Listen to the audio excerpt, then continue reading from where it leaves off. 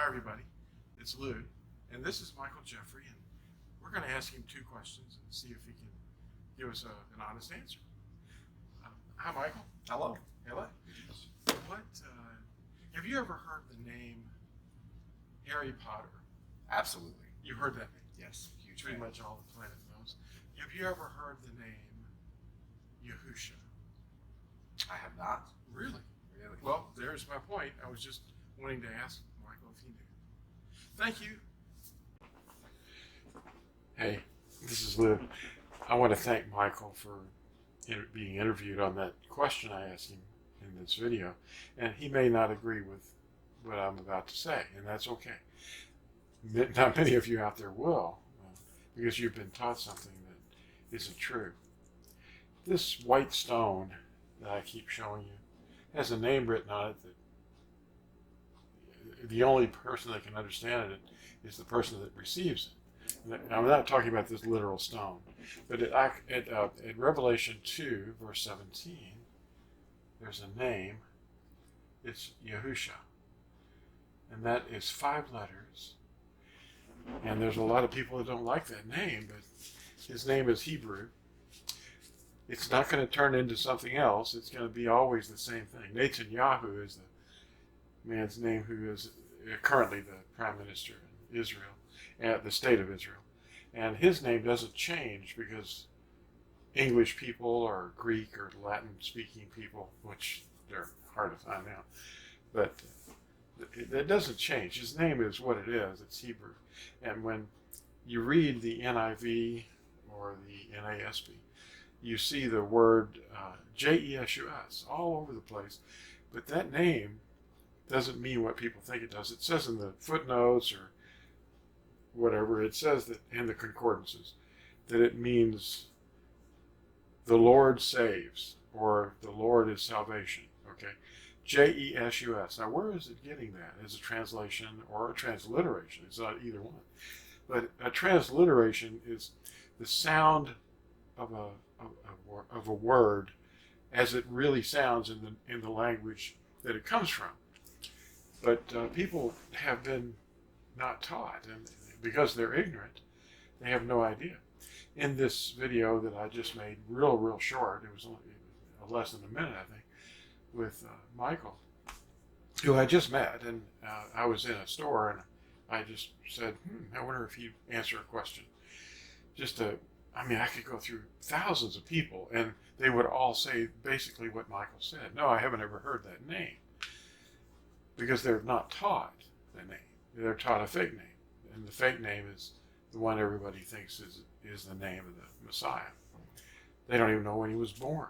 They can say other words in Hebrew, like Shalom, or Yerushalayim, or Bethlehem. All these words, they're not off limits at all. It's only when there's a really important word to call on that this issue comes up, because it's been mistaught. So the thing that we want to say to people today is there's a lot of people attacking the Nazarene, that's who we are. Yahusha said, I am the vine, and you are the Nazarene. And they don't know this because they don't know what they're called. Anyway, I wanted to just share this with you today to briefly explain something. They're going to say to you that the name Jesus doesn't mean Hail Zeus or Hail Zeus or whatever, but it really does. Stop and think. It really means Hail Zeus. It doesn't come from Hebrew. It comes from Greek. And they had to adopt and reinvent names of Hebrew words and names especially in order to be acceptable. And they did have a parting of ways because of the Jewish tax. Because new believers were being taxed because they were doing things and saying things that the Yahudim were saying. And since Titus and his father had destroyed Jerusalem, the parting of ways in the Jewish tax called the Fiscus Judaicus. If you look that word up, Fiscus Judaicus. It means a Jewish tax. They were taxed because they stole all the gold and valuables from Jerusalem, came back and built 2 giant arches and a Colosseum on the booty. That's what the Romans did. Vespasian and his son Titus destroyed Rome. And anyway, people don't even hear these things, but they adopted this Greek word to conceal his real name because they were being taxed. And this change in the day of the day of the Sabbath, Shabbat, the rest day, was modified to the day of the sun, or Sunday, and the name was concealed. And this took a long time, but really quickly, you'll find that the more something is taxed, the less you get of it. So they stop behaving like the Yahudim. So J-E-S-U-S does not mean the Lord is salvation. That is not what it means. You have other Greek words like Pegasus, Tarsus, Dionysus, and Parnassus. That was the mountain in Greece. These are just a few of the Greek words that referred to the fake deity Zeus.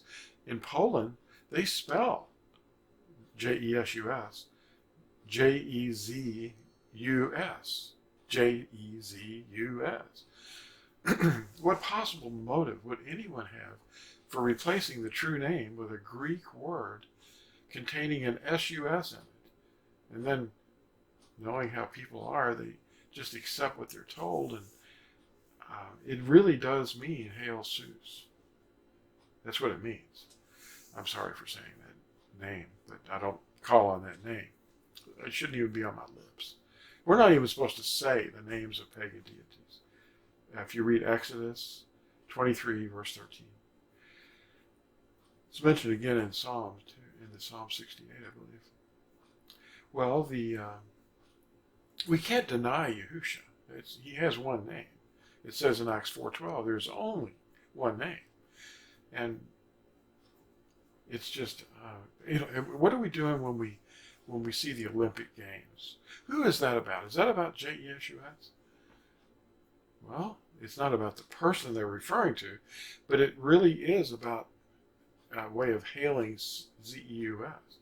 The Olympic torch is lit on a mountain that they like in Greece, and then the sun is used to catch the rays of the sun. They use this parabolic dish, and the parabolic dish lights this torch. Then it's carried by ship or airplane or runners, and it's carried because it's the presence of their sun deity, Zeus.